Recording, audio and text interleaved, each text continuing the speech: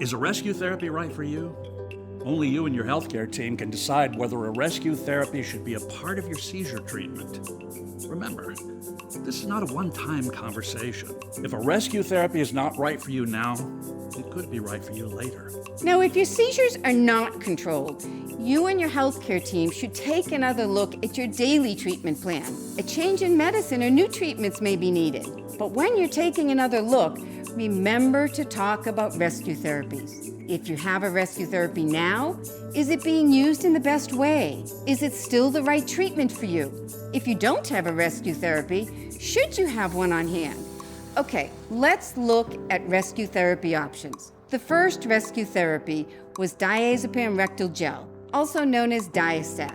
There are also FDA-approved therapies given as a spray in the nose.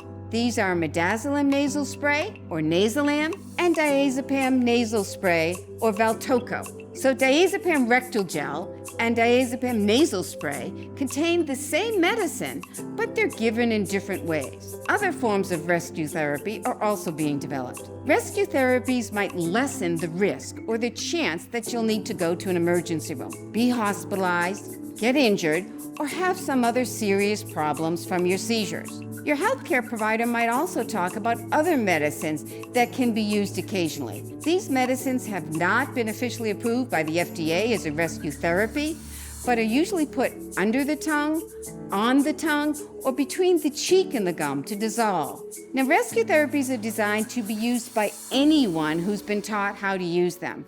Your family or friends can give you a rescue therapy. What to talk about with your healthcare team? Who would you call if you have a seizure? Or if you're having changes in your seizures?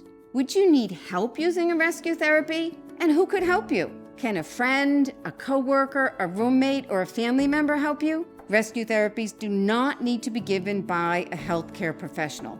That's an important difference. Here are some key questions to consider when deciding if a rescue therapy is needed. How often do your seizures happen? How long do they last? What happens during and after your seizures? Keep a record of when your seizures occur in any way that's best for you. Write it down, use a digital diary, keep a journal. Share this information, especially changes in your seizures, with your healthcare team. This is how your care team will know if you need a different medicine or treatment. Now, your seizure history is important in deciding if a rescue therapy is right for you. You should consider a rescue therapy if you've used a rescue therapy in the past, you've visited an emergency room or been hospitalized for seizures, if your seizures have lasted more than 5 minutes, or if you've had safety concerns or been injured during or after a seizure, and of course, if you're still having frequent seizures. Epilepsy has impacted my life in many ways since I was diagnosed back at 18. But most recently, as my partner and I have started, a pregnancy journey, I've had to change meds.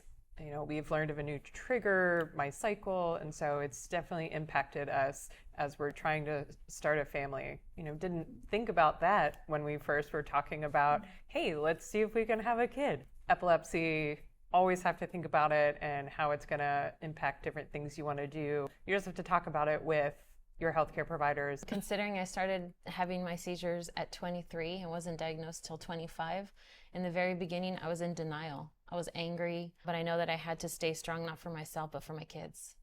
So it really affected my life in a big way because growing up, I grew up what I thought was normal, not having seizures, and then it kind of slapped me in the face.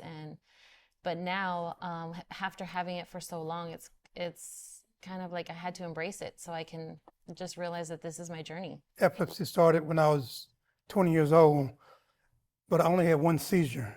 But from that one seizure, I was labeled, and it wasn't, that's Lowell Evans, he has epilepsy. It was like, that's the guy that has epilepsy, named Lowell. And they put epilepsy before they put me there. And I didn't like that idea of being labeled. So it kind of stopped things put things on a halt for me, and they introduced me that way.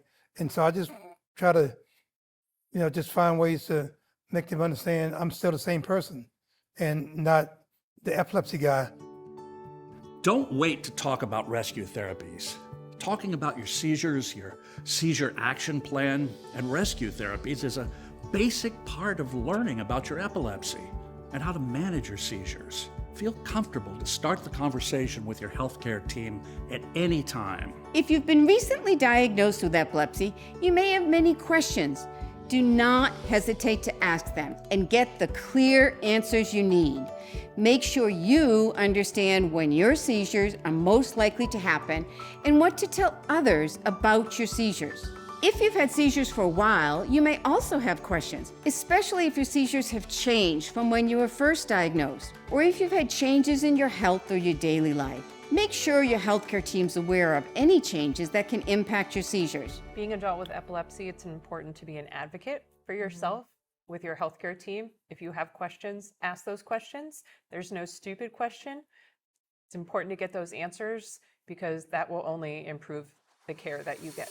Write down a list of your questions before you go to your appointment. It may also help to bring someone with you. It may take more than one visit to get all your questions answered, but make sure you have those follow-up visits lined up before you leave the office. Rescue therapies are an option to explore with your healthcare team. They may help you manage your seizures. Talk to your team about what's going on with your epilepsy. Don't be afraid to start the conversation. Together, you can learn more about your seizures, discuss changes in your health or daily life, work on creating a written and up-to-date seizure action plan. Talk about if rescue therapies may be right for you as part of your seizure action plan. Having a rescue therapy on hand has helped me feel a little more independent, not as vulnerable, and more comfortable. Having a rescue therapy on hand has made me feel more confident and prepared for when a seizure does happen.